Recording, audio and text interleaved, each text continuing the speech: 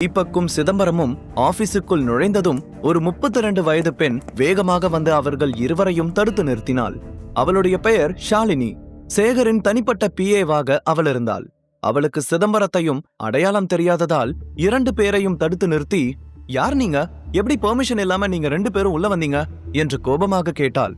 சிதம்பரம் ஏதோ சொல்ல வர தீபக் அவரை தடுத்து ஷாலினியை பார்த்து, நான் இங்க சேர்மேன் மிஸ்டர் ஆதவனை மீட் பண்ண வந்திருக்கேன் என்று சொன்னான். அதை கேட்டு ஷாலினி கோபத்துடன், ஆதவன் இந்த கம்பெனியோட வைஸ் பிரசிடென்ட் தான். யார் என்னன்னே தெரியாம இப்படிதான் மேனஸ் இல்லாம உள்ள வருவீங்களா? உடனே இங்க இருந்து வெளியே போங்க, இல்லனா செக்யூரிட்டியை கூட்டு கழுத்தை பிடிச்சு வெளியே தள்ளுவேன் என்று கோபமாக சொன்னாள். அந்த சமயத்தில் தீபக்கின் போன் ரிங் ஆக ஷர்மிளாவிடமிருந்து கால் வந்து கொண்டிருந்தது. தீபக் காலை அட்டென்ட் செய்யும் முன்பே போன் சுவிட்ச் ஆஃப் ஆகிவிட்டது. அப்போது சிதம்பரம் ஷாலினியை பார்த்து, ஹலோ பொண்ணு, நீ யார்கிட்ட என்ன பேசிட்டு இருக்கன்னு தெரியுமா? தேவையில்லாம வார்த்தையை விட்டு பிரச்சனையில மாட்டிக்காத என்று சொல்லி முடிக்கும் முன்பே தீபக் அவரை பார்த்து, அங்கிள், சீக்கிரம் ஆதவனை வர சொல்லுங்க, எனக்கு டைம் இல்ல என்று பதற்றத்துடன் சொன்னான். அவனுடைய கவலை எல்லாம் ஷர்மிளாவை பற்றி தான் இருந்தது. தீபக் சொன்னதை கேட்டு உடனே சிதம்பரம் ஆதவனுக்கு கால் செய்து வெளியே வர சொன்னார். ஆதவனுக்கு சிதம்பரத்தை நன்றாக தெரியும் என்பதால் உடனே தன்னுடைய கேபினில் இருந்து வெளியே ஓடி வந்தான். ஷாலினியின் பேச்சை இருவருமே மதிக்கவில்லை என்று தெரிந்ததும் அவளுக்கு இன்னமும் கோபம் அதிகமானது. இங்க பாருங்க, உங்க 2 பேருக்கும் கடைசியா வார்ன் பண்றேன், இப்ப வெளியில போக போறீங்களா இல்லையா என்று கோபமாக கத்த, அப்போது பின்னால் இருந்து, ஏய் ஷாலினி, வந்திருக்கிற கெஸ்ட் கிட்ட இப்படிதான் நடந்துப்பியா? அறிவில்ல என்று ஆதவனின் குரல் கேட்டது. டக்குன்னு திரும்பி பார்த்த ஷாலினி, சாரி சார், இவங்க 2 பேரும் பெர்மிஷன் இல்லாம உள்ள வந்து என்று சொல்லி முடிக்கும் முன்பே, வாய மூடு, உன்னோட இந்த திமிருத்தனமான பேச்சுக்கு என்னால உன்னை இந்த கம்பெனியை விட்டு இப்பவே தூக்க முடியும்னு உனக்கு தெரியும்ல என்று ஆதவன் கோபமாக கேட்க, ஷாலினி எதுவும் பேசாமல் அமைதியாக அங்கிருந்து நகர்ந்து விட்டாள். ஷாலினி ஆபீஸில் அவமானப்படுவது இதுதான் முதல் முறை. ஷாலினி சேகரை கைக்குள் போட்டுக்கொண்டுதான் இந்த வேலையை வாங்கியிருந்தாள். அங்கிருந்து நகர்ந்து சென்றவள் உடனே சேகருக்கு கால் செய்து மொத்த விஷயத்தையும் சொன்னாள். மறுபுறம் சிதம்பரம் ஆதவனிடம் தீபக்கை அறிமுகப்படுத்தி வைத்தார். தீபக் ஆபீஸ் ஃபார்மாலிட்டிஸை எல்லாம் முடித்து கையெழுத்து போட்டுவிட்டு நேரத்தை பார்க்க மணி 3 மணியை கடந்து கொண்டிருந்தது. எனக்கு இன்னமும் 2 மணி நேரம் தான் டைம் இருக்கு என்று சொன்னவன் வேகமாக ஆபீஸை விட்டு வெளியே வந்தான். 3 பேரும் லிப்டில் இருந்து கீழே இறங்க அங்கே சேகர் கோபமாக நின்று கொண்டிருந்தார். அவர் ஆதவனை பார்த்ததும், ஆதவன், உன் மனசுல என்ன நினைச்சிட்டு இருக்க? புதுசா வந்தவங்க கிட்ட நீதான் இந்த கம்பெனியோட சேர்மேன் சொன்னது மட்டும் இல்லாம ஷாலினியையும் வேலையை விட்டு துரத்திடுவேன்னு மிரட்டுறியா என்று கத்தினார். அதை கேட்டதும் சிதம்பரம் முன்னால் வந்து, மிஸ்டர் சேகர், இன்னையில இருந்து இந்த கம்பெனியோட நியூ சேர்மேன் மிஸ்டர் ஆதவன் தான். இப்பதான் அவருக்கு அந்த அதிகாரத்தை நான் கொடுத்திருக்கேன் என்று சொன்னார். உடனே சேகர் கோபமாக அவரை பார்த்து, முதல்ல நீங்க யாருன்னு சொல்றீங்களா என்று கேட்க, என் பேரு சிதம்பரம் என்று மெல்லிய புன்னகையுடன் சொன்னார். அதை கேட்டதும் சேகரின் கால்கள் நடுங்கியது. அவருக்கு சிதம்பரத்தை பற்றி நன்றாகவே தெரிந்திருந்தது. ஆனால் அவருக்கு தலைக்கு மேல் இருந்த கோபத்தால் சிதம்பரத்தை அடையாளம் கண்டு கொள்ள முடியவில்லை.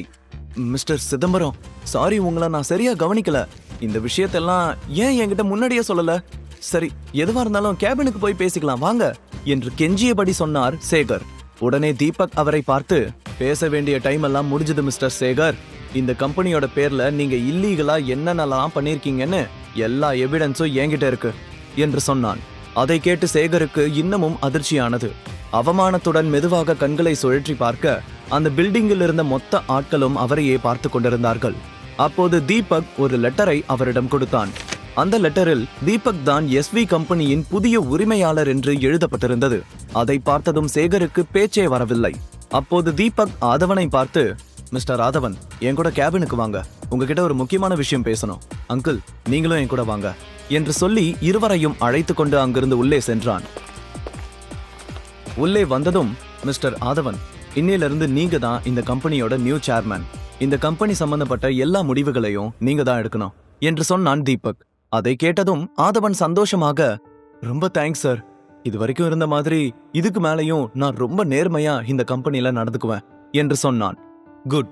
அப்புறம் இன்னொரு விஷயம், சேகரும் அவரோட மகன் விவேக்கும் 2 பேரோட இல்லீகல் விஷயங்கள் எல்லாம் உடனே வெளியே கொண்டு வரணும். விவேக் எத்தனை பொண்ணுங்களோட வாழ்க்கையை கெடுத்திருக்கான்னு எனக்கு தெரியும். இப்ப 2 பேரும் ஜெயிலுக்கு போக வேண்டிய டைம் வந்துருச்சு என்று சொன்னான் தீபக். கவலைப்படாதீங்க சார், அவங்களுக்கு எதிரா எல்லா எவிடன்ஸும் என்னோட லாக்கர்ல இருக்கு. கண்டிப்பா ஒரு நாள் உங்களை மாதிரி யாராவது ஒருத்தர் வந்து ஆக்ஷன் எடுப்பாங்கன்னு எனக்கு தெரியும். அதான் எல்லாத்தையும் கலெக்ட் பண்ணி வச்சிருக்கேன் அந்த எல்லா எவிடன்ஸையும் உங்களுக்கு கொடுக்கறேன் என்று சொன்னான் ஆதவன். ஓகே என்று தலையை ஆட்டிய தீபக் சிதம்பரத்தை பார்த்து, அங்கிள், எனக்கு உடனே 30 லட்சத்துக்கு செக் கொடுங்க, நான் போயாகணும், டைம் இல்ல என்று சொன்னான். கண்டிப்பா சின்னையா, ஆனா எனக்கு ஒரு விஷயம் தெரியணும். நீங்க ஏன் இப்படி ஒரு வீட்டோட மாப்பிள்ளையா வேஷம் போடுறீங்க? அதுதான் எனக்கு புரியவே இல்ல என்று தயங்கிக் கொண்டே கேட்டார் சிதம்பரம். அங்கிள், நான் பிறந்ததுல இருந்தே என்ன உங்களுக்கு தெரியும். நான் காரணம் இல்லாம எதையும் செய்ய மாட்டேன். இல்லனா கல்யாண மேடையில ஒரு பொண்ணை விட்டுட்டு நான் வருவனா? நான் வீட்டோட மாப்பிள்ளையா இருக்கிறது தான் என்னோட தந்திரமே. உங்களுக்கு ஞாபகம் இருக்கா?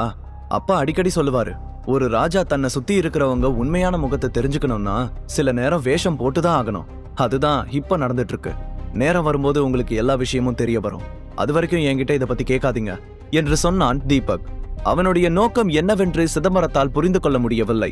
அதன் பிறகு அதை பற்றி பேசாமல் உடனே 30 லட்சத்திற்கான செக்கை தீபக்கிடம் கொடுத்தார். தீபக் செக்கை வாங்கி கொண்டு அங்கிருந்து கிளம்பும் சமயத்தில் வெளியே இருந்த செக்யூரிட்டியிடமிருந்து சிதம்பரத்திற்கு கால் வந்தது. அவர் அட்டன் செய்து பேசிவிட்டு அதிர்ச்சியுடன் தீபக்கை பார்த்தார். சின்னையா, உங்களோட ஒய்ஃப் ஷர்மிளா விவேக்க பார்க்க அவனோட ரூமுக்கு போயிட்டு இருக்காங்களாம் என்று சொன்னார்.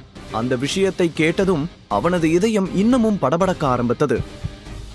விவேக்கிடமிருந்து ஷர்மிளாவை காப்பாற்ற முடியுமா? தீபக்கை பற்றிய உண்மையை ஷர்மிளா தெரிந்து கொள்வாளா? விவேக் அவளை எதற்காக தன் அறைக்கு அழைத்தான் என்று தீபக்கிற்கு நன்றாகவே தெரிந்திருந்தது. விவேக் அறையில் போதைப் பொருள் இருப்பதும் அதை தான் அடைய நினைக்கும் பெண்கள் மீது அவன் பயன்படுத்துவதும் அங்கே இருக்கும் எல்லாருக்குமே தெரியும். ஆனால் அவர்கள் சேகருக்கும் விவேக்கிற்கும் பயந்து யாரிடமும் வெளியே சொல்லாமல் இருந்தார்கள். சிதம்பரம் சொன்னதை கேட்டு தீபக் செக்கை மடித்து தன் பாக்கெட்டில் வைத்துக்கொண்டு கோபமாக விவேக்கின் ரூமை நோக்கி சென்றான். அதை பார்த்து ஆதவனும் பயத்தில் பின்னாலேயே செல்ல சிதம்பரம் அவன் கையை பிடித்து தடுத்தார். நீ எங்கேயும் போக வேண்டாம், இந்த விஷயத்த சின்னையா டீல் பண்ணிக்குவாரு. ஆதவன், நீ ஒரு விஷயத்த நல்லா ஞாபகத்துல வச்சுக்கணும். தீபக் ஐயா தான் சிவகங்கை சீமை ராஜான்ற விஷயம் நம்மளை தாண்டி வேற யாருக்கும் தெரியக்கூடாது என்று தீவிரமான குரலில் சொன்னார் சிதம்பரம். அதை கேட்டு ஆதவன் வேகமாக தலையை ஆட்டியபடி, கண்டிப்பா யாருக்கும் தெரியாது சார் என்று சொன்னான். விவேக் இருக்கும் அறை 14வது மாடியில் இருந்ததால் தீபக் இன்னமும் 10 மாடிகள் தாண்டி செல்ல வேண்டியிருந்தது. லிப்ட் வரும் வரைக்கும் காத்திருக்க முடியாமல் வேகமாக மாடிப்படியில் ஏறி ஓடினான். அந்த நேரத்தில் ரூமில் விவேக் தனது வேலையை பார்க்க ஆரம்பித்து விட்டான். அவனுடைய கையில் ஒரு கிளாஸில் ரெட் ஒயின் இருந்தது. ஷர்மிளா முன்னால் இருந்த சோஃபாவில் அமைதியாக உட்கார்ந்து கொண்டிருந்தாள். அவள் விவேக்கின் அறைக்கு வந்தவுடனேயே எல்லாவற்றையும் சொல்லிவிட்டாள். ஆனால் அவன் எதையும் கவனித்திருக்கவில்லை. அவனுடைய பார்வை மொத்தமும் ஷர்மிளாவின் அங்கங்கள் மீதே பதிந்திருந்தது. ஷர்மிளா சொல்லி முடித்ததும், இப்ப நான் என்ன பண்ணணும்னு மட்டும் சொல்லு ஷர்மி என்று விவேக் கேட்க, அதான் விவேக், எனக்கு உடனடியா 30 லட்சம் பணம் வேணும் என்று ஷர்மிளா தயங்கிக் கொண்டே கேட்டாள். இவ்வளோதானா? இதுக்கு ஏன் இவ்வளோ தயக்கம்? உட்காரு வரேன் என்று சொல்லி உள்ளே சென்று ரெட் ஒயினை ஒரு கிளாஸில் ஊற்றி அவளிடம் கொண்டு வந்து நீட்டினான். இல்ல, எனக்கு இதெல்லாம் பழக்கம் இல்ல, வேண்டாம் விவேக் என்று ஷர்மிளா மறுக்க, இல்ல ஷர்மி, இது ரொம்ப காஸ்ட்லியான ஒயின், ஆல்கஹால் கம்மிதான், தாராளமா குடிக்கலாம் என்று விவேக் சிரித்துக் கொண்டே நீட்ட ஷர்மிளா தயங்கியபடி, இல்ல வேண்டாம் விவேக், நீ பணத்தை கொடுத்தா நான் உடனே கிளம்பிடுவேன், அங்க அப்பா எனக்காக வெயிட் பண்ணிட்டு இருக்காரு என்று சொன்னாள். அதை கேட்டதும் விவேக் சிரித்துக் கொண்டே தன் பாக்கெட்டில் இருந்த செக் புக்கை எடுத்து டேபிளின் மீது போட்டான். உனக்காக நான் 30 லட்சம் இல்ல 3 கோடி கூட இதுல ஃபில் பண்ணி கொடுப்பேன். ஆனா நீ என் கூட சேர்ந்து ஒரு கிளாஸ் ஒயின் ஆச்சும் குடிக்கணும் என்று சொன்னான். அதை மட்டும் பண்ண சொல்லாத விவேக், நான் இந்த பணத்தை கூடிய சீக்கிரமே எப்படியாவது திருப்பி கொடுத்துடுறேன் என்று ஷர்மிளா சொல்ல, எனக்கு பணம் முக்கியம் இல்ல என்று விவேக் ஷர்மிளாவை பார்த்து சிரித்துக் கொண்டே சொன்னான். அவன் சொல்லும் விதத்திலேயே ஷர்மிளாவுக்கு அவனுடைய எண்ணம் என்னவென்று நன்றாக புரிந்தது. விவேக் மெதுவாக அருகில் வர ஷர்மிளா சோபாவிலிருந்து எழுந்து பின்னால் நகர்ந்து சுவரில் சாய்ந்து நின்று கொண்டாள். அவள் கண்களில் பயம் அப்பட்டமாக தெரிந்தது.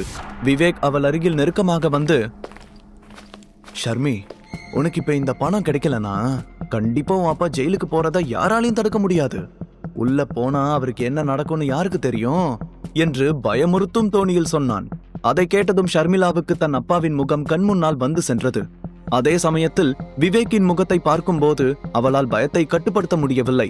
விவேக் இன்னமும் அவள் அருகில் நெருங்கி வந்து, வா ஷர்மி, என் கூட சேர்ந்து இந்த ஒரு கிளாஸ் ஒயினை மட்டும் குடி, நான் இப்பவே செக்ல கையெழுத்து போட்டு கொடுத்துடுறேன் என்று சொல்ல ஷர்மி தயங்கிக் கொண்டே, குடிச்சா எனக்கு செக் கொடுப்பல்ல என்று கேட்டாள்.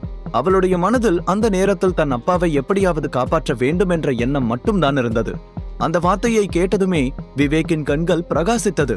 இன்னைக்கு இரவு முழுக்க அவளுடன் இருக்க வேண்டும் என்று மனதிற்குள் கற்பனை செய்து கொண்டவன், கண்டிப்பா நீ குடிச்ச அடுத்த செகண்டே நான் செக்ல கையெழுத்து போடுறேன் என்று சொன்னான். ஷர்மி கொஞ்சம் தயக்கத்தோடு மெதுவாக ஒயின் கிளாஸை எடுத்து குடிப்பதற்காக வாய் அருகில் கொண்டு வர டக்கென அந்த ரூமின் கதவு திறந்தது. இருவரும் அதிர்ச்சியுடன் திரும்பி பார்க்க அங்கே தீபக் நின்று கொண்டிருந்தான். அவனை பார்த்ததும் விவேக்கிற்கு கோபம் உச்சத்திற்கு சென்றது. எவ்வளவு தைரியம் இருந்தா என்னோட ரூமுக்குள்ள வருவ என்று கோபமாக சொல்லிக் கொண்டே அருகில் சென்றான். ஷர்மிளாவும் தீபக்கை அங்கே எதிர்பார்க்கவில்லை. தீபக், நீ எப்படி இங்க வந்த என்று கேட்க, ஷர்மி, நான் மட்டும் சரியான டைமுக்கு வரலனா இவன் உன்னை என்ன பண்ணிருப்பான் தெரியுமா என்று பதட்டத்துடன் மூச்சு வாங்கியபடியே சொல்ல, ஷர்மிளா கோபமாக, தீபக் என்ன பேசுற நீ? நான் விவேக் கிட்ட ஹெல்ப் கேட்க தான் வந்தேன். விவேக்கும் பணம் தரேன்னு சொல்லிட்டான் என்று சொன்னாள். ஷர்மி, உனக்கு இவனை பத்தி தெரியாது என்று தீபக் சொல்லிக் கொண்டிருக்கும் போதே விவேக் அவனை அடிப்பது போல அருகில் சென்று, உனக்கு என்னடா என்ன பத்தி தெரியும்? நான் நினைச்சா உன்னால் இந்த ரூமை விட்டு உயிரோடவே வெளியே போக முடியாது, பாக்குறியா என்று சொல்லி அவன் மார்பில் கை வைத்து தள்ளினான். அப்போது நடுவே வந்த ஷர்மிளா, விவேக் ப்ளீஸ், தீபக் என்னோட ஹஸ்பண்ட், அவரை எதுவும் பண்ணிடாத என்று கெஞ்சும் தோணியில் கேட்டாள். ஓ, இவன் தான் அந்த வீட்டோட மாப்பிளையா? உடனே இந்த உதவாக்கரைய என் காலில் விழுந்து சாரி கேட்க சொல்லு, இல்லனா இவன் இங்கிருந்து உயிரோட வெளியே போக மாட்டான். நீயும் அந்த செக் அமௌண்ட்டை மறந்துடலாம் என்று தீபக்கை கோபமாக முறைத்து கொண்டே சொன்னான் விவேக். ஆனால் தீபக்கின் கண்களில் துளியும் பயமில்லை. அவன் விவேக்கின் கையில் இருந்த 30 லட்சம் ரூபாய் செக்கையே பார்த்து கொண்டிருந்தான். என்னடா பாக்குற? இப்படிதான் 3 வருஷத்துக்கு முன்னாடி இதே மாதிரி ஒருத்தன் பிரச்சனை செஞ்சான். அவனை இப்ப வரைக்கும் அவனோட ஃபேமிலி தேடிட்டு இருக்காங்க. உனக்கும் அந்த நிலைமை வரணுமா என்று கோபமாக கேட்டான் விவேக். அந்த வார்த்தையால் பயந்து போன ஷர்மிளா தீபக்கை பார்த்து, முழு கதையையும் கேட்டு மகிழ பாக்கெட் FM ஆப்பை டவுன்லோட் செய்யுங்கள். லிங்க் டிஸ்கிரிப்ஷனில் கொடுக்கப்பட்டுள்ளது.